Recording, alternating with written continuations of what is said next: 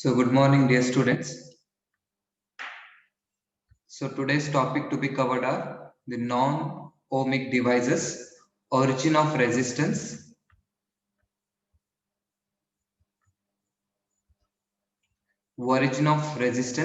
and the factors on which the resistance of the conductor depends.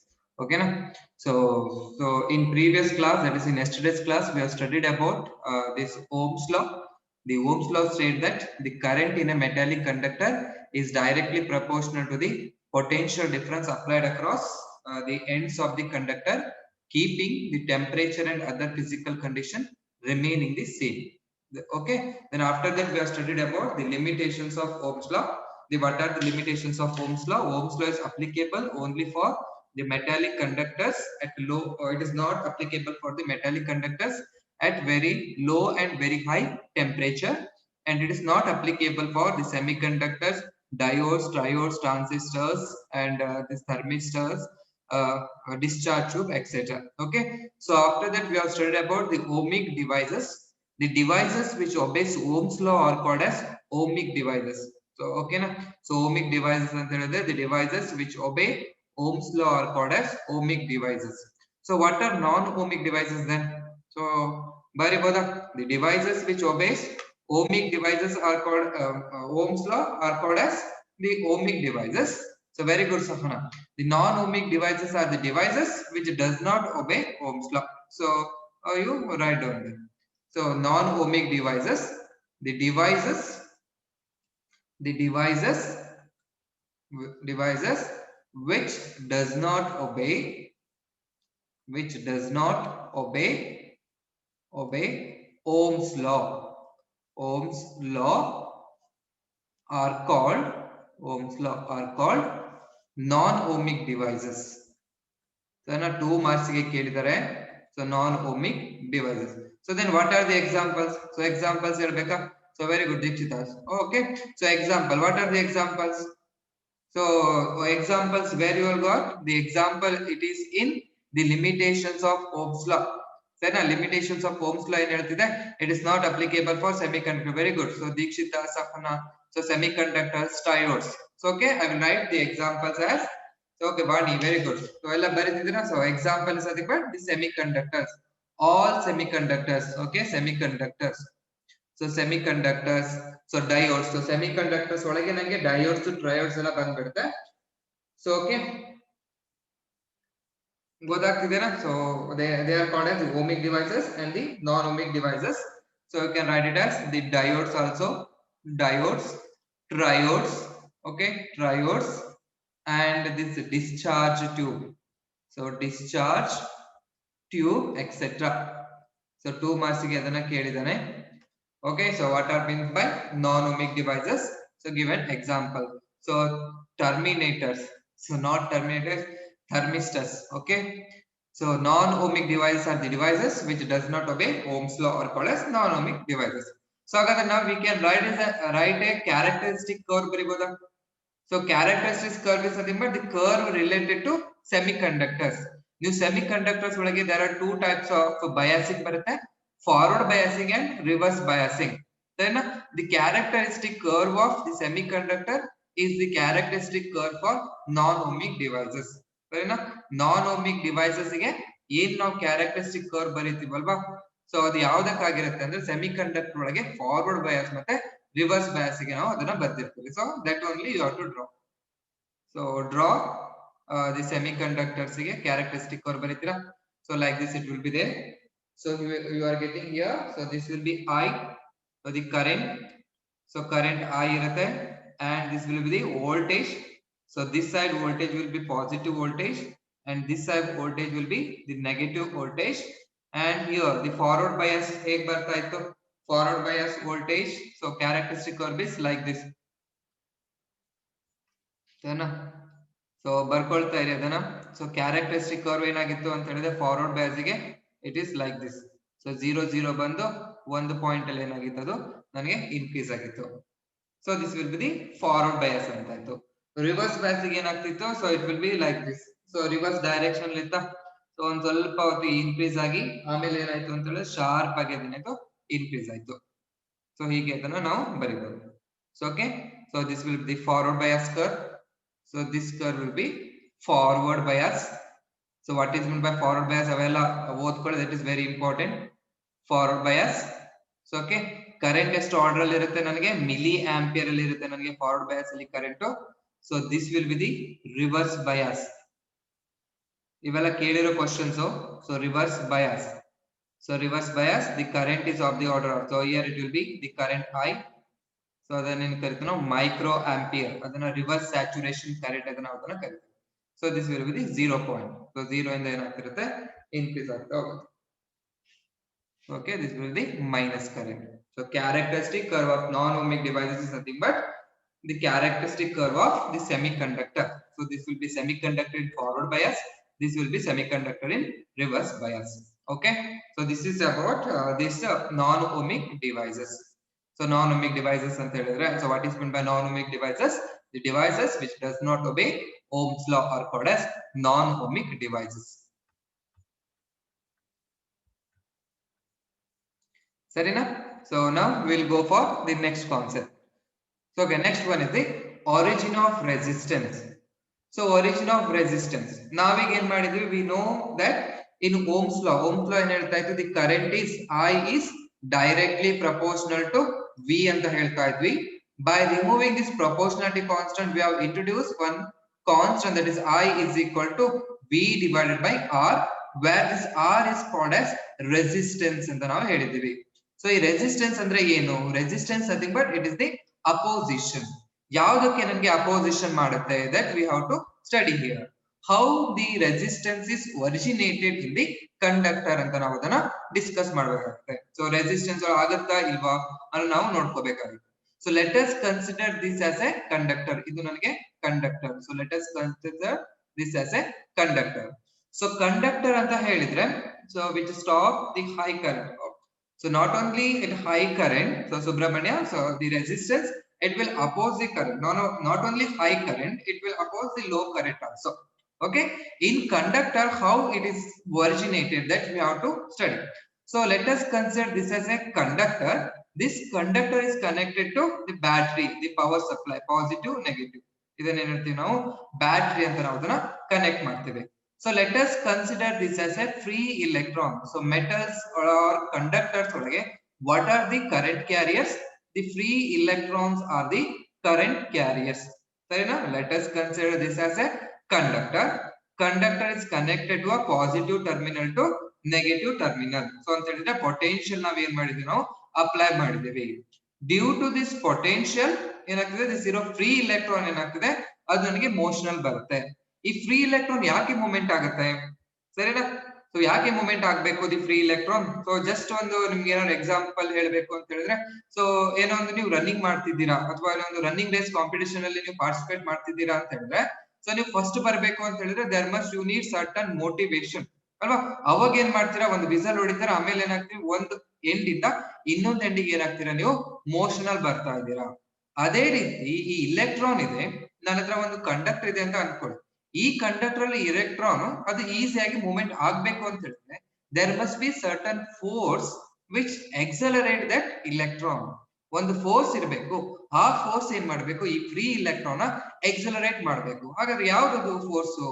That force is nothing but when you are applying the potential, electric field is generated inside this conductor.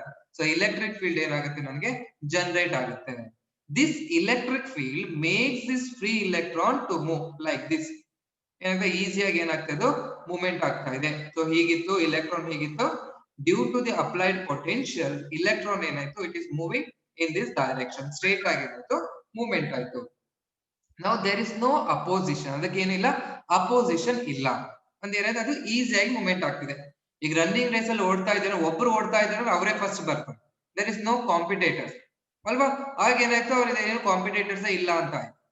ಈಗೇನಾಗುತ್ತೆ, ಒಂದು metal ಅಂತ ಹೇಳಿದ ತಕ್ಷಣ ಅದ್ರೊಳಗೆ only ನನ್ಗೆ electron ಅಷ್ಟೇ ಇರುತ್ತಾ? So electron ಬಿಟ್ಟು ಬೇರೆ ಪಾರ್ಟಿಕಲ್ಸ್ ಗಳು ಇರುತ್ತಾ? So they are called as fixed atoms. So these are called as, ಇದನ್ನ ನಾವು ಫಿಕ್ಸ್ಡ್ ಅಟಮ್ಸ್ ಆರ್ ಅಯಾನ್ಸ್ ಅಂತ ಕರಿತೀವಿ. So this will be the fixed atoms. So ಗೊತ್ತಾಗ್ತಿದೆನಾ? ಸೊ ಗೊತ್ತಾಗ್ತಾ ಇದ್ರೆ ಗೊತ್ತಾಗ್ತಾ ಇದೆ ಅಂತ ಹೇಳಿ, ಸರಿನಾ? ಸೊ ಫಸ್ಟ್ ಏನಾಗಿತ್ತು, ಈ ಸ್ಟೇಟ್ ಅಲ್ಲಿ ಇತ್ತು. ಸೊ ಓನ್ಲಿ ನಾವೇನ್ ಮಾಡ್ತೀವಿ, ಪಿಕ್ಚರೈಸ್ ಮಾಡ್ತಾ ಇದೀವಿ. ಒಂದು ಕಂಡಕ್ಟರ್ ಇದೆ, conductor consist of free electron ಅಂತ ಹೇಳ್ತಾ ಇದೀವಿ. ಆ ಫ್ರೀ ಇಲೆಕ್ಟ್ರಾನ್ ಏನಾಗ್ಬೇಕು, ಮೋಷನ್ ಅಲ್ಲಿ ಬರ್ಬೇಕು ಅಂತ ಹೇಳಿದ್ರೆ ಅದ್ರ ಮೇಲೆ ಏನಾಗ್ಬೇಕು, ಸರ್ಟನ್ ಫೋರ್ಸ್ ನನಗೆ ಅಪ್ಲೈ ಆಗ್ಬೇಕು. ಅದು ಯಾವ್ದು ನನಗೆ ಫೋರ್ಸ್ ಅಂತ ಹೇಳಿದ್ರೆ, the force is nothing but the electric field. On applying the potential, electric field is generated. That electric field accelerates this electron like this. ಹೇಗೆ ಏನಾಗುತ್ತೆ, ಮೂವ್ಮೆಂಟ್ ಅಂದ್ರೆ ಈಸಿಯಾಗಿ ಮೂವ್ಮೆಂಟ್ ಆಗ್ತಿದೆ. ಬಟ್ ಒಂದು ಕಂಡಕ್ಟರ್ ಅಂತ ಹೇಳಿದ ತಕ್ಷಣ ಏನಾಗುತ್ತೆ, the conductor consist of number of fixed atoms. ತಾನೆ, ಒಂದು ಕಾಪರ್ ಅಂತ ತಗೊಳ್ತಾ ಇದ್ದೀನಿ ಅಂತ ಹೇಳಿದ್ರೆ, ಕಾಪರ್ ಒಳಗೆ only one electron is free, ಉಳಿದಿರೋದು ಏನಾಗ್ತದೆ, ದೇ ಆರ್ ಆಲ್ ಫಿಕ್ಸ್ಡ್. ಈ ಕಾಪರ್ ಅಂತ ಹೇಳಿ, ಕಾಪರ್ ನೀವು ವೈರ್ ಅನ್ನ ತಗೊಂಡಿದೀವಿ ಅಂತ ಹೇಳಿದ್ರೆ, it does not mean that it is only one copper atom. It consist of number of copper atoms ಅಲ್ವಾ, ಮಿಲಿಯನ್ಸ್ ಕಾಪರ್ ಅಟಮ್ಸ್ ಗಳು ಇರ್ಬೋದು. ಅದು ಅದ್ರೊಳಗೆ ಏನಾಗ್ತದೆ, ಓನ್ಲಿ ಒನ್ ಇಲೆಕ್ಟ್ರಾನ್ ಏನಾಯ್ತು, ಫ್ರೀ ಆಯ್ತು. ಅದು ಫ್ರೀ ಆಗ್ಬೇಕಾದ್ರೆ ಏನಾಗ್ತದೆ, so it will collide with the this fixed atom. So ಹೀಗೆ ಏನಾಗುತ್ತೆ, ಅದು ಫಿಕ್ಸ್ಡ್ ಅಟಮ್ ಜೊತೆ ಕೊಲೈಡ್ ಆಗ್ತಾ ಇದೆ. ಫಸ್ಟ್ ನೋಡಿ ಹೇಗೆ ಹೋಗ್ತಾ ಇತ್ತು, ಈಸಿಯಾಗಿ ಸ್ಟ್ರೇಟ್ ಆಗಿ ಮೂವ್ಮೆಂಟ್ ಆಗ್ತಿತ್ತು. There is no obstacle or there is no opposition. But when you are placing when this electron is movement accelerated, it will collide with the, so it will collide with the fixed atoms. So fixed atoms jothe enagutte, collision agutte, so that the speed of the electron enaaytu, it is decreased. So speed of the electron decrease aaytu anta helidre, there is some opposition. That opposition is called as resistance anta ನಾವು ಅದನ್ನ ಕರಿತೀವಿ. Understood, ಅರ್ಥ ಆಯ್ತಾ?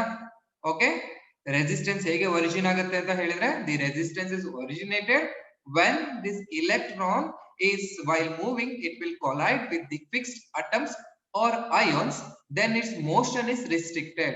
So charge ಅನ್ನ ಏನ್ ಮಾಡ್ತಿದೆ ಅಂತ ಹೇಳಿದ್ರೆ, ಅಪೋಸ್ ಮಾಡ್ತಾ ಇದೆ. ಸೊ ಚಾರ್ಜ್ ನನಗೆ ಮೋಷನ್ ಆಗಿರೋದು ಅಪೋಸ್ ಮಾಡ್ತಿದೆ ಅಂತ ಹೇಳಿದ್ರೆ, ಕರೆಂಟ್ ಅನ್ನ ಏನ್ ಮಾಡ್ದಂಗ ಆಯ್ತು, ಅಪೋಸ್ ಮಾಡ್ದಂಗ ಆಯ್ತು. therefore this opposition is called as, ನಾವು ಅದನ್ನ ರೆಸಿಸ್ಟೆನ್ಸ್ ಅಂತ ನಾವು ಕರಿತೇವೆ. this is like this, the resistance is originated inside the conductor. ಓಕೆನಾ, ಇದು ಒಂದ್ ಕೇಸ್ ಆಯ್ತು. ಮತ್ತೆ ಓಮ್ಸ್ ಲಾ ನಾವೇನ್ ಹೇಳ್ತಾ ಇದೀವಿ, the temperature and other physical conditions remaining the same ಅಂತ ಹೇಳ್ತಾ ಇದೀವಿ.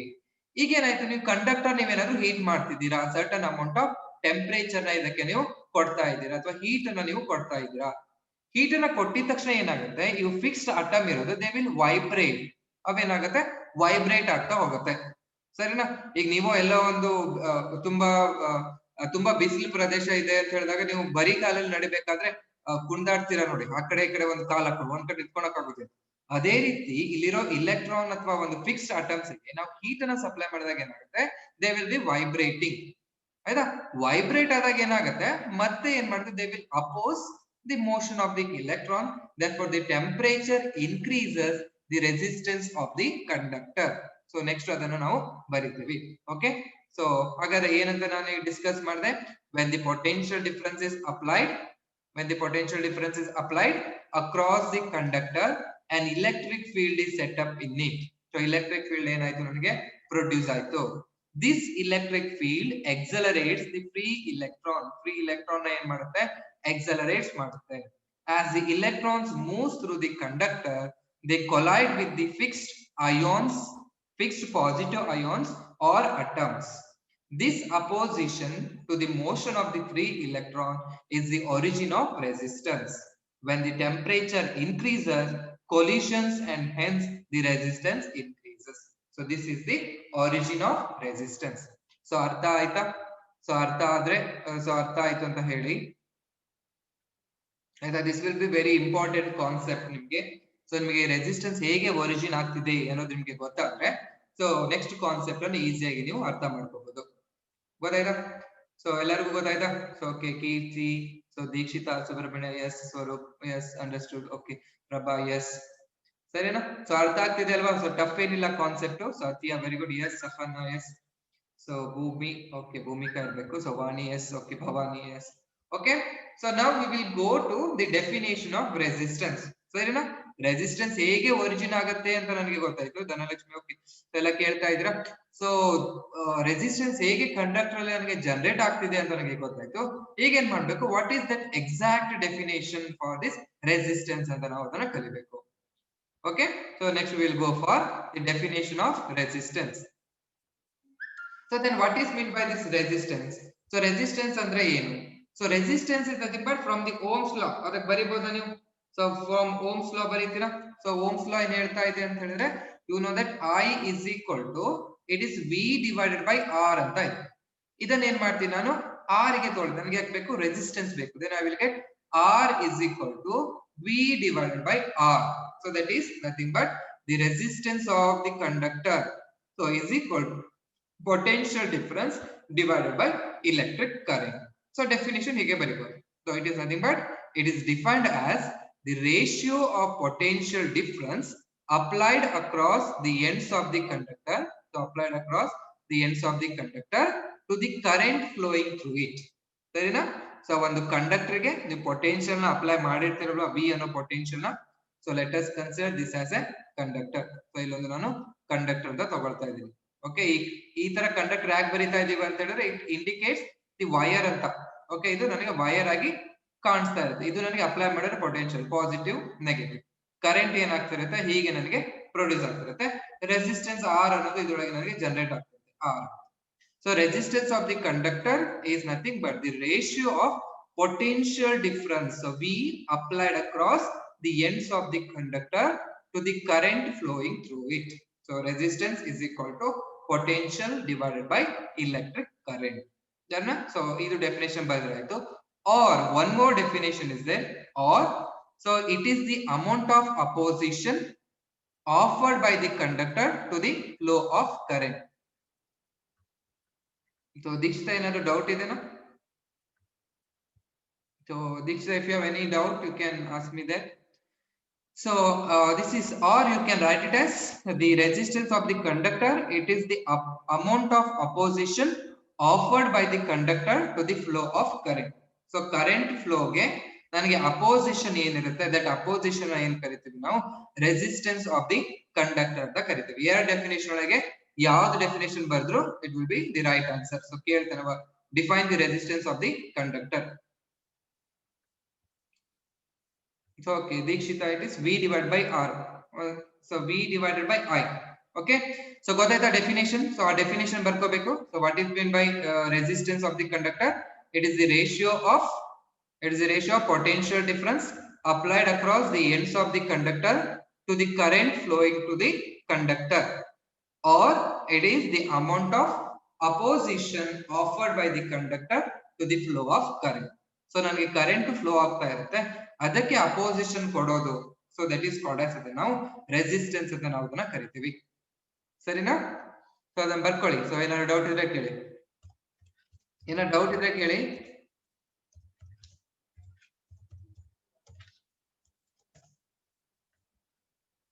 ಸರಿನಾ? ಓಕೆನಾ? ಓಕೆ ರಂಜಿತಾ, ಓಕೆ ಅರ್ಥ ಆಯ್ತಲ್ವಾ? ಸೊ ಓಕೆ, ಸೊ ಡೆಫಿನೇಷನ್ ಬರ್ಕೊಳ್ಳೋದು, it is defined as the ratio of potential difference applied across the ends of the conductor to the current flowing through it. Okay, or it is the amount of opposition offered by the conductor to the flow of electric current. So I thought the definition, it is very important. So next one, the circuit symbol of resistance. So ನಮಗೆ circuit symbol of the capacitor ನನಗೆ ಗೊತ್ತಿದೆ. So capacitor circuit symbol ಅಂದ್ರೆ ಏನು ಬರೀತೀರಾ ನೀವು? The capacitor circuit symbol is like this. ಎರಡು ನನಗೆ parallel plate ಇರುತ್ತೆ, ಎರಡು ಪ್ಯಾರಲಲ್ ಪ್ಲೇಟ್ ಹೀಗಿರುತ್ತೆ, ಸ್ಟ್ರೇಟ್, ಎರಡು ಸೇಮ್ ಲೆಂತ್ ಇರುತ್ತೆ, ಹೀಗಿರುತ್ತೆ. ಇದು ಸರ್ಕ್ಯೂಟ್ ಸಿಂಬಲ್ ಅಂತ ಹೇಳಿದ್ರೆ, ಸರ್ಕ್ಯೂಟ್ ಅಲ್ಲಿ ನಾನು ಏನ್ ಮಾಡಕ್ ಆಗೋದಿಲ್ಲ, ಹೀಗೆ ನಾನು ಸಿಲಿಂಡ್ರಿಕಲ್ ಡಯಾಗ್ರಾಮ್ ಹಾಕಿ ನಾನು ಇದು ನನಗೆ ಕೆಪಾಸಿಟರ್ ಅಂತ ಹೀಗೆ ನನಗೆ ತೋರಿಸೋದಕ್ಕೆ ಆಗೋದಿಲ್ಲ. ಅಥವಾ ಬ್ಯಾಟ್ರಿ ಅಂತ ಹೇಳಿದ್ರೆ ನಿಮ್ಮ ಹತ್ರ ಶೆಲ್ ಇರುತ್ತೆ, ಹೀಗಿರುತ್ತೆ ಅಲ್ವಾ, ಇಲ್ಲೊಂದು ಪಾಸಿಟಿವ್ ನೆಗೆಟಿವ್ ಅಂತ ಹೀಗಿರುತ್ತೆ ನಿಮ್ಗೆ ಎರಡು. ಈ ತರ ನಾವು ತೋರಿಸ್ತಿದಿಲ್ಲ. ಬ್ಯಾಟ್ರಿ ಅಂತ ತೋರಿಸೋದಕ್ಕೆ ಏನ್ ಮಾಡಿ, ಸರ್ಕ್ಯೂಟ್ ಸಿಂಬಲ್ ಅನ್ನ ಹೀಗೆ ತೋರಿಸ್ತೀವಿ, ನನಗೆ ಲೆಂತ್ ಸೈಡ್, ಸ್ಮಾಲರ್ ಸೈಡ್. ಹಾಗಾದ್ರೆ ರೆಸಿಸ್ಟೆನ್ಸ್ ಗೆ ಯಾವುದು?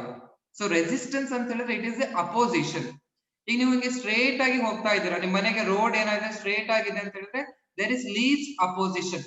ಅದೇ ನಿಮ್ ಮನೆಗೆ ಹೋಗ್ಬೇಕಾದ್ರೆ ಈ ಕಡೆ ಹೀಗೆ ಹೀಗೆ ಹೀಗೆ ಹೋಗ್ಬೇಕು, ಅಥವಾ ಇಲ್ಲಿ ಹೋಗ್ತಾ ಹಿಂಗೆ ಸ್ಟ್ರೇಟ್ ರೋಡ್ ಸ್ಟ್ರೇಟೇ ಇದೆ, ಬಟ್ ಏನಾಗುತ್ತೆ, ಇಲ್ಲಿ ಒಂದು ಮಳೆ ಬಂದು ಇಲ್ಲೆಲ್ಲ ರೋಡ್ ಹಾಳಾಗಿರುತ್ತೆ, ದೊಡ್ಡ ದೊಡ್ಡ ಚರಂಡಿ ತರ ಇರುತ್ತೆ. ಅವಾಗ ಏನ್ ಮಾಡಿ, ಚರಂಡಿ ಒಳಗೆ ಇಳ್ದು ಹೋಗ್ತೀರಾ, ಅಲ್ಲಿಂದ ಸೈಡ್ ಇಂದ ಹೋಗ್ತೀರಾ, ಹೀಗೋಗಿ ಲಾಸ್ಟಿಗೆ ಹೋಗ್ತೀರಾ. ಇಲ್ಲಿ ಏನಾಗ್ತಿದೆ, there is a opposition to your motion. Straight ಆಗಿದ್ರೆ there is no opposition, but ಏನಾಗ್ತಾ ಇರುತ್ತೆ, ಸರ್ಟನ್ ಡಿಸ್ಟರ್ಬೆನ್ಸ್ ಇರೋದ್ರಿಂದ, ಸೊ ಮಳೆಯಿಂದ ರೋಡ್ ಹಾಳಾಗಿರೋದು, ನೀವೇನ್ ಮಾಡ್ತೀರಾ, you are going to choose this like this path ನಾವು ಚೂಸ್ ಮಾಡ್ತೀವಿ. ಅದೇ ರೀತಿ ರೆಸಿಸ್ಟೆನ್ಸ್ ಅಂತ ಹೇಳಿದ್ರೆ it is the opposition to the flow of current. Current ಏನಾಗ್ತಿರುತ್ತೆ, ಸ್ಟ್ರೇಟ್ ಆಗಿ ಹೋಗ್ತಾ ಇರುತ್ತೆ. ಅದಕ್ಕೆ ಏನ್ ಮಾಡ್ಬೇಕು, ನಾನು ಅಪೋಸಿಷನ್ ಮಾಡ್ಬೇಕು. ಯಾವ ತರ ಅಪೋಸಿಷನ್ ಮಾಡ್ತೀನಿ ಅಂದ್ರೆ ಹೀಗೆ, ಇದನಿಗೆ ಕರೆಂಟಿಗೆ ಸ್ಟ್ರೇಟ್ ಆಗಿ ಹೋಗ್ತಾ ಇತ್ತು, ಇದಕ್ಕೆ ಏನ್ ಮಾಡೋಣ, ಅಪೋಸಿಷನ್ ಮಾಡ್ಬೇಕು ಅಂತ ಹೇಳಿದ್ರೆ ಕರೆಂಟ್ ಅನ್ನ ಸ್ಲೋ ಮಾಡ್ಬೇಕು. ಅವಾಗ ಏನ್ ಮಾಡುತ್ತೆ, ಈ ತರ ಹೀಗೋಗಿ ಹೀಗೋಗಿ. So like this you will get this type of symbol. ಆಯ್ತಾ? ಇದ್ರ ಮೇಲೆ ಏನ್ ಬರಿತೀವಿ, ಆರ್ ಅಂತ ಬರಿತೀವಿ. ಇಲ್ಲಿಗೆ ನಾವು ವೈರ್ ಅನ್ನ ಕನೆಕ್ಟ್ ಮಾಡ್ತೀವಿ ಹೀಗೆ. So this will be the circuit symbol for resistance. Okay, straight ಆಗಿದ್ರೆ there is no resistance. So there you have to draw the zigzag path. So zigzag path ಅನ್ನು draw ಮಾಡಿದ್ರೆ it indicates that it will be the resistance. Okay, the circuit symbol for resistance is like this. ನಿಮಗೆ problem ಒಳಗೆ ಮಾಡ್ಬೇಕಾದ್ರೆ ಅಥವಾ question paper ಅಲ್ಲಿ ನೋಡಿದಾಗ ಈ ತರ ನಿಮಗೆ ಸಿಂಬಲ್ ಕಾಣಿಸ್ತಿರುತ್ತೆ. ಆದ್ಮೇಲೆ ಆರ್ ಅಂತ ಬರ್ದಿದೆ ಅಂತ ಹೇಳಿದ್ರೆ that indicates the resistance is connected in the circuit. So circuit ಒಳಗೆ ರೆಸಿಸ್ಟೆನ್ಸ್ ನ ಏನ್ ಮಾಡಿದ್ದಾರೆ, ಕನೆಕ್ಟ್ ಮಾಡಿದ್ದಾರೆ. Okay, now what is the SI unit of this resistance? So SI unit of resistance ಯಾವುದು? The SI unit of resistance is, so ನನಗೆ ಏನು ಗೊತ್ತಿದೆ, R is equal to, so we know that R is equal to V divided by I ಅಂತ ಆಯ್ತು. Okay, R is equal to V divided by R. What is the SI unit for this potential? Potential ಅಲ್ಲಿ ಏನು SI unit? That is nothing but volt. ಸರಿನಾ? Potential ಗೆ SI unit ಏನಿದೆ, volt ಅಂತ ಇದೆ. Current ಗೆ ಏನು SI ಯೂನಿಟ್ ಇದೆ, it is nothing but ampere ಅಂತ ಇದೆ. ಸೊ ಆಂಪಿಯರ್ ಅದನ್ನ ಸಿಂಬಾಲಿಕಲಿ ನಾನು ಬರೆದ್ರೆ ಏನ್ ಬರೀತೀನಿ, ವೋಲ್ಟ್ ಪರ್ ಆಂಪಿಯರ್ ಅಂತ ಬರೀತೀನಿ. ಸರಿನಾ? Volt per ampere. So very good Ranjita, volt per ampere. This volt per ampere is taken as ohm ಅಂತ ಬರೀತೀವಿ, OHM. ಓಕೆ, ಓಮ್ ಅಂತ ನಾವು ಅದನ್ನ ಬರಿಕೊಳ್ತೀವಿ. So in order to honor this Ohm's law, the Ohm's law ಕಂಡುಹಿಡಿದಿರಲ್ವಾ Ohm scientist, in honoring it this volt per ampere is taken as ohm ಅಂತ ನಾವು ಅದನ್ನ ಸ್ಪೆಸಿಫೈ ಮಾಡ್ತೀವಿ. Okay Sana, very good. So ohm ಕೆಮಿಸ್ಟ್ರಿಯಲ್ಲಿ ನೀವು ಓದಿದ್ದೀರಾ, ಆಯ್ತಾ? ಓಮ್ ಅಂತ ಓದಿದ್ದೀರಾ, ಆಮೇಲೆ ಸೀಮನ್ ಅಂತ ಓದಿದ್ದೀರಾ, ಅಂದ್ರೆ ಕಂಡಕ್ಟನ್ಸ್, ರೆಸಿಸ್ಟೆನ್ಸ್, ಗೊತ್ತಿದೆ ನಮ್ಗೆ ನೀವು ಓದಿದ್ದೀರಾ ಅಂತ. ಕೆಮಿಸ್ಟ್ರಿ ಅಲ್ಲಿ ಫಿಸಿಕ್ಸ್ ಗೆ. Okay, we know that R is equal to V divided by I. V ಗೆ ಏನಿದೆ SI ಯೂನಿಟ್, ವೋಲ್ಟ್ ಅಂತ ಇದೆ. I ಗೆ ಏನಿದೆ, SI ಯೂನಿಟ್ ಆಂಪಿಯರ್ ಅಂತ ಇದೆ. So volt per ampere is the SI unit. That SI unit is taken as ohm ಅಂತ ಬರೀತೀವಿ. ಸೊ SI ಯೂನಿಟ್ ಹೀಗೆ ಬರೀಬೇಕು, SI unit is, yes Trupti, have any doubt? Text ಮಾಡಿ ಅಲ್ಲಿ. SI unit is O, small o. Okay, OHM, ohm ಆಯ್ತು. ಹೇಗದು symbol? So symbol, ಅದಕ್ಕೂ ಒಂದು ಸಿಂಬಲ್ ಇದೆ. So symbol is like this. Okay, ಹೀಗೆ ಬರ್ದು ಹೀಗೆ ಬರೀಬೇಕು. ಓಕೆ, ಇದನ್ನ ಓಮ್ ಅಂತ ನಾವು ಕರಿತೀವಿ. ಓಕೆ, ಗೊತ್ತಾಗ್ತಿದೆನಾ? ಸೊ ಬರ್ಕೊಳ್ಳಿ ಇದನ್ನ. SI unit is ohm, OHM. Symbol ಅಲ್ಲಿ ರಿಪ್ರೆಸೆಂಟ್ ಮಾಡಿದ್ರೆ ಹೇಗೆ ಏನ್ ಬರೀತೀವಿ, resistance R is equal to 2 ohm ಅಂತ ಹೀಗೆ ಬರೀತೀವಿ, ಅಥವಾ ಒಂದು 50 ಓಮ್ ಅಂತ ನಾವು ಬರೀತೀವಿ, 1K ಓಮ್ ಅಂತ ಬರ್ತೇವೆ.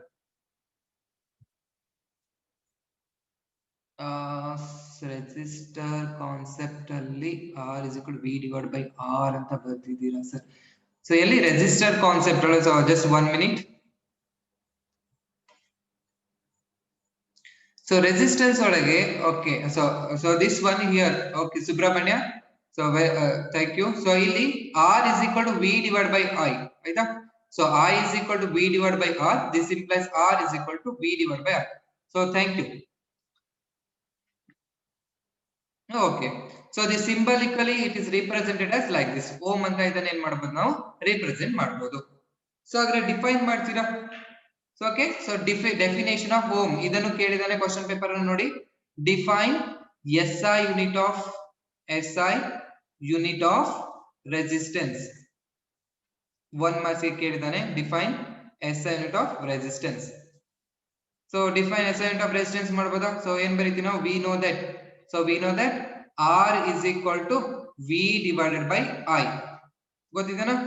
if V is equal to 1 volt, and I is equal to 1 ampere, then R is equal to 1 ohm. Okay, so Dikshita, the doubt clear ಆಯ್ತಾ? Okay, okay, so ಸರಿನಾ? So we know that R is equal to V divided by I. If V is equal to 1 ohm and I is equal, sorry, V is equal to 1 volt and I is equal to 1 ampere, then R is equal to 1 ohm, right? So define ಮಾಡಬಹುದಾ? The resistance of the ampere ಬರ್ತಿರೋ ಹಾಗೆ, the resistance of the conductor is said to be 1 ohm if 1 ampere of current flows through the conductor when a potential difference of 1 volt is applied to its ends. Then a definition. So definition ನೀವಾಗೆ ಬರೆಯೋದನ್ನ ಕಲಿಬೇಕು. The resistance of a conductor is said to be 1 ohm. Is said to be 1 ohm, OHM 1 ohm if 1 ampere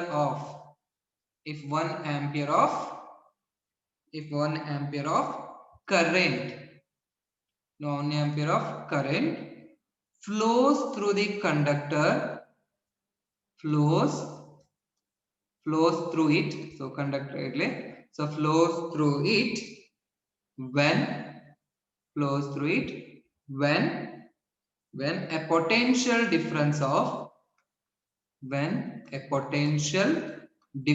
of so ಬರ್ಕೊಳ್ತಿದ್ದೀರಲ್ವಾ, the potential difference of 1 volt, potential difference of 1 volt is applied ಎಲ್ಲಿಗೆ apply ಮಾಡ್ತೇವೆ? is applied across its ends. So ನಿಮಗೆ notes ಬರೆಯೋದಕ್ಕೆ time ಆಗಿಲ್ಲ ಅಂತ ಹೇಳಿದ್ರೆ you can take out this screenshot. Okay, screenshot ಅನ್ನು ತಗೊಂಡು ಬರ್ಕೋಬಹುದು. ಆಯ್ತಾ? ಎಲ್ಲ ನೀಟಾಗಿ ನಾನು ಬರ್ಸ್ತಾ ಇದ್ದೀನಿ ಮತ್ತೆ ಸ್ಲೋ ಮಾಡ್ತಾ ಇದ್ದೀನಿ. ಇವೆಲ್ಲ ಜಾಸ್ತಿ ಕಾನ್ಸೆಪ್ಟ್ ಅಲ್ಲ, ಬಟ್ ಸ್ವಲ್ಪನೇ ಆದ್ರೂ ಅರ್ಥ ಮಾಡ್ಕೊಳ್ಳಿ.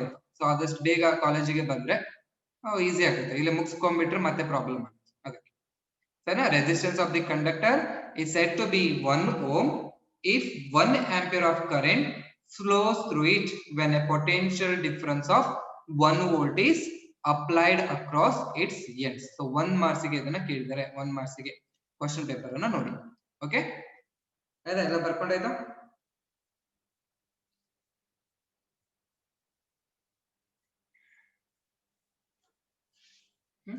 Okay, so I will go for the next.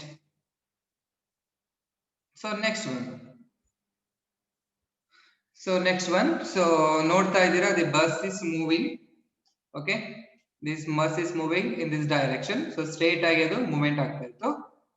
Now it will move in a certain different path.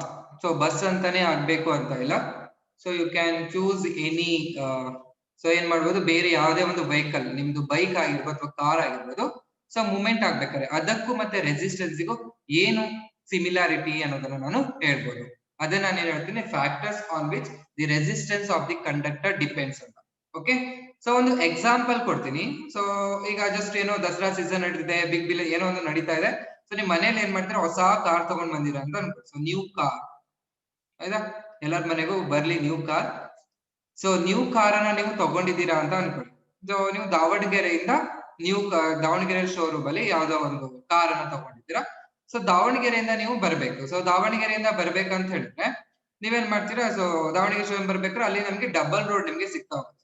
So ದಾವಣಗೆರೆಯಿಂದ ಬರ್ತಾ ಇದ್ದೀರಾ. So let us consider this is Davanagere.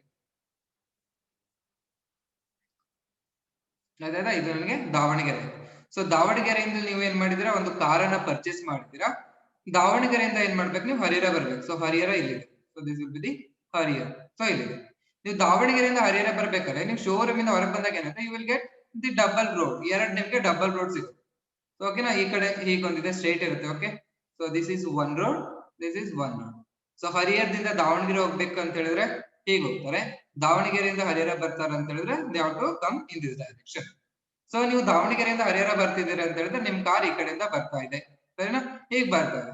ನೀವು ದಾವಣಗೆರೆ ಹರಿಹರ ಈಗ ಬರ್ತಾ ಇರ್ತೀರಾ. ಆಮೇಲೆ ಇಲ್ಲಿ GMIT ಕಾಲೇಜ್ ಆದ್ಮೇಲೆ ಬರ್ಬೇಕಾದ್ರೆ ಇಲ್ಲಿಂದ ನೀವು ರೋಡ್ ತುಂಬಾ ಚೆನ್ನಾಗಿದೆ. ಸೊ ತುಂಬಾ ಫಾಸ್ಟ್ ಆಗಿ ಬರ್ತಿದ್ದೀರಾ. ಆಮೇಲೆ GMIT ಕಾಲೇಜ್ ಆದ್ಮೇಲೆ ತಕ್ಷಣ ನಿಮ್ಗೆ ಏನ್ ಸಿಗುತ್ತೆ, ಒಂದು ಕಚ್ಚಾ ರೋಡ್ ನಿಮ್ಗೆ ಸಿಗುತ್ತೆ. ಅಂತ ಹೇಳಿದ್ರೆ ರೋಡ್ ಏನ್ ಮಾಡ್ತಿದಾರೆ ಅಲ್ಲಿ ಕನ್ಸ್ಟ್ರಕ್ಟ್ ಮಾಡ್ತಾ ಇದ್ದಾರೆ. ಇಲ್ಲಿ ನೀವ್ ಏನ್ ಮಾಡ್ತಾ ಇದ್ರೆ ಹೊಸ ಕಾರ್ ಇತ್ತು, ಒಂದು 80 ಕಿಲೋಮೀಟರ್ ಪರ್ ಅವರ್ ಅಲ್ಲಿ ನೀವು ಬರ್ತಾ ಇದ್ರಿ, ಸರಿನಾ? ನೀವ್ ಅಂತ ಹೇಳಿದ್ರೆ ನಿಮ್ ಪೇರೆಂಟ್ಸ್ ಯಾರೋ ಅವ್ರು ಬರ್ತಾ ಇದ್ರು. ಇಲ್ಲಿಗೆ ಬಂದಿದ ತಕ್ಷಣ ಏನ್ ಮಾಡ್ತೀರಾ, ಯುವರ್ ಸ್ಪೀಡ್ ಏನಾಗುತ್ತೆ, 80 ಕಿಲೋಮೀಟರ್ ಇರೋದು ನನಗೆ 100 ಕಿಲೋಮೀಟರ್ ಪರ್ ಅವರ್ ಆಗುತ್ತೆ ಅಲ್ವಾ? 100 ಕಿಲೋಮೀಟರ್ ಪರ್ ಅವರ್ ಆಗುತ್ತೆ. ಆಗುತ್ತಾ ಅಷ್ಟು? ಸೊ 100 ಕಿಲೋಮೀಟರ್ ಪರ್ ಅವರ್ ಆಗಲ್ಲ. ನೀವೇನ್ ಮಾಡ್ತೀರಾ, 80 ಕಿಲೋಮೀಟರ್ ಇರೋದು ಸ್ಲೋ ಮಾಡ್ತೀರಾ. ಯಾಕೆ ಸ್ಲೋ ಮಾಡ್ತೀರಾ ಅಂತ ಹೇಳಿದ್ರೆ, ರೋಡ್ ಏನಾಗಿದೆ ನನಗೆ ತುಂಬಾ ಹಾಳಾಗ್ಬಿಟ್ಟಿದೆ. ಸೊ ರೋಡ್ ಹಾಳಾಗಿ ನಿಮ್ 80 ಕಿಲೋಮೀಟರ್ ಇರೋದು ನೀವೇನ್ ಮಾಡ್ತೀರಾ, 40 ಕಿಲೋಮೀಟರ್ ಪರ್ ಅವರ್ ಗೆ ನೀವು ಚೇಂಜ್ ಆಗ್ತಿದ್ದೀರಾ. ಅಂತ ಹೇಳಿದ್ರೆ ಏನಾಯ್ತು, ನಿಮ್ ಕಾರಿಗೆ ಏನು ಪ್ರಾಬ್ಲಮ್ ಇಲ್ಲ, ಹೊಸ ಕಾರ್ ಇದೆ. ಇದು ನನಗೆ ರೋಡ್ ತುಂಬಾ ಚೆನ್ನಾಗಿತ್ತು, ಅದಕ್ಕೆ ನೀವೇನ್ ಮಾಡಿದ್ರಿ 80 ಕಿಲೋಮೀಟರ್ ಪರ್ ಅವರ್ ಬರ್ತಾ ಇದ್ರಿ. ಇಲ್ಲಿ ಬರ್ಬೇಕಾದ್ರೆ ಏನಾಯ್ತು, ನಮ್ಗೆ ರೋಡ್ ತುಂಬಾ ಹಾಳಾಗ್ಬಿಟ್ಟಿದೆ. ಅಂದ್ರೆ ರೋಡ್ ಏನಾಗ್ತದೆ, ಅಂಡರ್ ಕನ್ಸ್ಟ್ರಕ್ಷನ್ ಅಲ್ಲಿ ಇದೆ. ಅವಾಗ ಏನ್ ಮಾಡಿದ್ರಿ, ನೀವು ಸ್ಪೀಡ್ ಅನ್ನ ಏನ್ ಮಾಡಿದ್ರಿ, ನೀವು ರೆಡ್ಯೂಸ್ ಮಾಡಿದ್ರಿ. ಇಲ್ಲಿ ಯಾವ್ದು ನನ್ಗೆ ಸ್ಪೀಡ್ ಅನ್ನ ರೆಡ್ಯೂಸ್ ಮಾಡ್ತಾ ಇದೆ, ಕಾರ್ ನನ್ಗೆ ಸ್ಪೀಡ್ ಅನ್ನ ರೆಡ್ಯೂಸ್ ಮಾಡ್ತಾ ಇಲ್ಲ. This road makes us to reduce the speed of the car. ಅಂತ ಹೇಳಿದ್ರೆ ಏನಾಗ್ತಿದೆ, ಈ ಕಾರ್ ಸ್ಪೀಡ್ ಏನಾಗ್ತಿದೆ, it is depend on the nature of the road. So nature of the road ಮೇಲೆ ಏನಾಗ್ತಿದೆ, ಅದು ನನಗೆ ಡಿಪೆಂಡ್ ಆಗ್ತಾ ಇದೆ. ಸರಿನಾ? ಇದು ಒಂದು ಕೇಸ್ ಆಯ್ತಾ. ಆಮೇಲೆ ನೀವು ಇಲ್ಲಿ ಬರ್ಬೇಕಾದ್ರೆ ನಿಮ್ಗೆ ಒಂದು ಸಿಂಗಲ್ ರೋಡ್ ಇದೆ ಅಂತ ಅನ್ಕೊಳ್ಳಿ. ಸೊ ದಾವಣಗೆರೆಯಲ್ಲಿ ಯಾವ್ದೋ ಒಂದು ಈ ರೋಡ್ ಅನ್ನ ಬ್ಲಾಕ್ ಮಾಡ್ಬಿಟ್ಟಿದ್ದಾರೆ. ಈ ರೋಡ್ ಅನ್ನು ಬ್ಲಾಕ್ ಮಾಡಿದರೆ ಈಗ ಹರಿಹರದಿಂದ ಹೋಗ್ಬೇಕಾದ್ರೆ ಏನಾಗ್ತದೆ, ಹರಿಹರ ದಾವಣಗೆರೆ ಹೋಗ್ಬೇಕಂದ್ರೆ ಈ ಕಡೆನೇ ಬರ್ತಾ ಇದ್ದಾರೆ, ದಾವಣಗೆರೆಯಿಂದ ಹರಿಹರ ಬರ್ಬೇಕಾದ್ರೂ ಇದೇ ರೋಡ್ ಅಲ್ಲೇ ಬರ್ತಾ ಇದ್ದಾರೆ. ಅವಾಗ ನೀವು 80 ಕಿಲೋಮೀಟರ್ ಪರ್ ಅವರ್ ಇರೋದು, ಅವಾಗ ನೀವು ಏನ್ ಮಾಡ್ತೀರಾ, ಮತ್ತೆ ಒಂದು 100 ಕಿಲೋಮೀಟರ್ ಮಾಡ್ತೀರಾ. ಅವಾಗ ಏನ್ ಮಾಡ್ತೀರಾ, ಎದುರುಗಡೆಯಿಂದ ಕಾರ್ ಬರ್ತಿದೆ ಅಂತ ಹೇಳಿದ್ರೆ ಏನ್ ಮಾಡ್ತೀರಾ, you are going to reduce your speed. So 80 kilometre ಇರೋದು ಏನ್ ಮಾಡ್ತೀರಾ, 60 ಕಿಲೋಮೀಟರ್ ಪರ್ ಅವರ್ ಗೆ ನೀವೇನ್ ಮಾಡ್ಬೋದು, ರೆಡ್ಯೂಸ್ ಮಾಡ್ತಾ ಇರ್ಬೋದು. ನಾವ್ ಯಾಕೆ ರೆಡ್ಯೂಸ್ ಮಾಡಿದ್ವಿ ಅಂತ ಹೇಳಿದ್ರೆ, ಈ ತರ ಡಬಲ್ ರೋಡ್ ಇದ್ದಾಗ ಒಂದೇ ಸತಿ ನನಗೆ ಏನಾಗ್ತಿತ್ತು, ಮೂರ್ ವೆಹಿಕಲ್ ಎಟ್ ಎ ಟೈಮ್ ಓಡಾಡ್ಬೋದಿತ್ತು, ಅಂದ್ರೆ ಓನ್ಲಿ ಒನ್ ವೇ. ಈಗ ಅದನ್ನ ಸಿಂಗಲ್ ರೋಡ್ ಮಾಡಿದಾಗ ಏನಾಯ್ತು, ಈ ಕಡೆಯಿಂದ ಒಂದ್ ಸೈಡ್ ಓನ್ಲಿ ಒನ್ ವೆಹಿಕಲ್ ಹೋಗ್ಬೋದು, ಈ ಕಡೆಯಿಂದ ಒಂದು ವೆಹಿಕಲ್ ಹೋಗ್ಬೋದು. ಅವಾಗ ಏನಾಯ್ತು, ದೇರ್ ಇಸ್ ಎ ಲೆಂತ್ ನನ್ಗೆ ಮಾತ್ರ ಜಾಸ್ತಿ ಆಗ್ತಾ ಇದೆ, ವಿಡ್ತ್ ನನಗೆ ಜಾಸ್ತಿ ಆಗ್ತಾ ಇಲ್ಲ. ಅವಾಗ ಏನಾಯ್ತು, ನನಗೆ ಸ್ಪೀಡ್ ಅನ್ನೋದು ಏನಾಯ್ತು, ನನಗೆ ಡಿಕ್ರೀಸ್ ಆಗ್ತಾ ಹೋಯ್ತು. ಅಂತ ಹೇಳಿದ್ರೆ ಲೆಂತ್ ಮೇಲೆ ನನಗೆ ಡಿಪೆಂಡ್ ಆಗ್ತಿದೆ. ಅಗ್ಲ ರೋಡ್ ಅಗ್ಲ ಇದ್ರೆ ನೀವು ಎಷ್ಟು ದೊಡ್ಡ ಬೇಕಾದ್ರೆ ಇರ್ಲಿ, ಈಗ ನ್ಯಾಷನಲ್ ಹೈವೇಲೆಲ್ಲ ತುಂಬಾ ಫಾಸ್ಟ್ ಆಗೆಲ್ಲ ಹೋಗ್ತಾರೆ. ಆದ್ರೆ ರೋಡ್ ತುಂಬಾ ಅಗ್ಲ ಇರುತ್ತೆ, ಮತ್ತೆ ಡಬಲ್ ರೋಡ್ ಇರುತ್ತೆ, ಸರಿನಾ? ಅದೇ ನಾವು ಸಿಂಗಲ್ ರೋಡಿಗೆ ಬಂದಿದ ತಕ್ಷಣ ಏನಾಗುತ್ತೆ, ಎದುರುಗಡೆಯಿಂದನೂ ವೆಹಿಕಲ್ ಓಡಾಡ್ತಾರೆ. ಅಥವಾ ನಿಮ್ ಹರಿಹರ ಯಾವ್ದು ಹರಪನಹಳ್ಳಿ ಸರ್ಕಲ್ ಗೆ ಹೋದ್ರೆ ಸಾಕು, ಆಟೋ ಯಾವ ಕಡೆಯಿಂದ ಬರುತ್ತೋ, ಬಸ್ ಯಾವ ಕಡೆಯಿಂದ ಬರುತ್ತೋ, ಆ ಸಿಗ್ನಲ್ ಆ ಕಡೆ ವರ್ಕ್ ಆಗುದಿಲ್ಲ. ನೀವು ಸ್ಪೀಡ್ ಏನಾಗುತ್ತೆ, ನೀವು ಕಡಿಮೆ ಮಾಡ್ಲೇಬೇಕಾಗುತ್ತೆ. ಅವಾಗ ಏನಾಯ್ತು, ಡ್ಯೂ ಟು ದಿಸ್ ನಿಮ್ ಹೊಸ ಕಾರ್ ಆದ್ರೂ ಏನಾಗ್ತದೆ, ಸರ್ಟನ್ ರೆಸಿಸ್ಟೆನ್ಸ್ ಅನ್ನೋದು ನನಗೆ ಕ್ರಿಯೇಟ್ ಆಗ್ತಿದೆ. ಸೊ ನಾ ಏನ್ ಮಾಡ್ಬೋದು, ರೆಸಿಸ್ಟೆನ್ಸ್ ನ ಈ ಕಾರಿಗೆ ನಾನು ಹೋಲಿಸಬಹುದು, ಸರಿನಾ? ನ್ಯೂ ಕಾರ್ ಇದೆ, ಬಟ್ ರೋಡ್ ಏನಾಗಿದೆ, ಹಾಳಾಗಿದೆ. ಅಥವಾ ಒಳ್ಳೆ ನ್ಯಾಷನಲ್ ಹೈವೇನೆ ನೀವು ತಗೊಂಡಿದ್ದೀರಾ, ನ್ಯಾಷನಲ್ ಹೈವೇಲೆ ನೀವು ಹೋಗ್ತಾ ಇದ್ದೀರಾ ಅಂತ ಅನ್ಕೊಳ್ಳಿ. ಬಟ್ ನ್ಯಾಷನಲ್ ಹೈವೇಲಿ ಹೋಗ್ತಿದ್ದ, ಬಟ್ ನಿಮ್ ಕಾರ್ ಏನಾಗಿದೆ, ಇಟ್ ಡಕೋಟಾ ಎಕ್ಸ್ಪ್ರೆಸ್ ಬಸ್ ತರ ನಿಮ್ದು ಕಾರ್ ಆಗಿದೆ. ನೀವು 100 ಕಿಲೋಮೀಟರ್ ಅಲ್ಲ 120 ಕಿಲೋಮೀಟರ್ ಮಾಡಿದ್ರು ಅದು ಹೋಗೋದು 60 ಕಿಲೋಮೀಟರ್ ಪರ್ ಅವರ್ ಗೆ ಹೋಗ್ತಾ ಇದೆ. ಅವಾಗ ಏನಾಯ್ತು, ಇದ್ರೊಳಗೆ ನನಗೆ ಸರ್ಟನ್ ರೆಸಿಸ್ಟೆನ್ಸ್ ನನಗೆ ಇದೆ. ರೋಡ್ ಚೆನ್ನಾಗಿದೆ, ಬಟ್ ಕಾರ್ ಒಳಗೆ ಪ್ರಾಬ್ಲಮ್ ಇದೆ. ಅಥವಾ ಕಾರ್ ಚೆನ್ನಾಗಿದೆ, ರೋಡ್ ನನಗೆ ಏನಾಗಿದೆ, ರೋಡ್ ಅಲ್ಲಿ ನನಗೆ ಪ್ರಾಬ್ಲಮ್ ಇದೆ. ಅದೇ ರೀತಿ ನಾನೇನ್ ಮಾಡಬಹುದು, ರೆಸಿಸ್ಟೆನ್ಸ್ ಯಾವ ಫ್ಯಾಕ್ಟರ್ಸ್ ಮೇಲೆ ಡಿಪೆಂಡ್ ಆಗುತ್ತೆ ಅಂತ ನಾನು ಹೇಳ್ಬೋದು. So it depends on the nature of the road ಹೇಳ್ದಂಗೆ, it depends on the nature of the conductor ಅಂತ ಹೇಳ್ಬೋದು. Or it depends on the temperature increase ಮಾಡಿದ್ರೆ ರೆಸಿಸ್ಟೆನ್ಸ್ ಇನ್ಕ್ರೀಸ್ ಆಗುತ್ತೆ, ಟೆಂಪರೇಚರ್ ಕಡಿಮೆ ಮಾಡಿದ್ರೆ ಏನಾಗುತ್ತೆ. ಸೊ ಇವೆಲ್ಲ ನಾನು ಏನ್ ಮಾಡ್ತೀನಿ, ಕಲಿತಾ ಹೋಗ್ತೀನಿ. ಇದನ್ನ ನಾನು ನೆಕ್ಸ್ಟ್ ಕ್ಲಾಸ್ ಅಲ್ಲಿ ಇದನ್ನ ಡಿಸ್ಕಸ್ ಮಾಡ್ತೀನಿ. ಓಕೆ, ಇದನ್ನ ಜಸ್ಟ್ ನಾನು ನಿಮ್ಗೆ ಅರ್ಥ ಆಗಿಲ್ಲ ಅಂತ ಹೇಳ್ತಿರೋದು. ಓಕೆ, ಇದನ್ನ ಮತ್ತೆ ಇನ್ನೊಂದು ನಾವು ತಗೊಳ್ತೀವಿ, ಇಂಟರ್ನಲ್ ರೆಸಿಸ್ಟೆನ್ಸ್ ಮತ್ತೆ ಎಕ್ಸ್ಟರ್ನಲ್ ರೆಸಿಸ್ಟೆನ್ಸ್ ನಾವು ತಗೊಳ್ತಾ ಹೋಗ್ತೀವಿ. ಓಕೆನಾ? ಇಷ್ಟು ಮಾಡಿರೋದ್ರಲ್ಲಿ ಏನಾದ್ರು ಡೌಟ್ ಇದೆನಾ?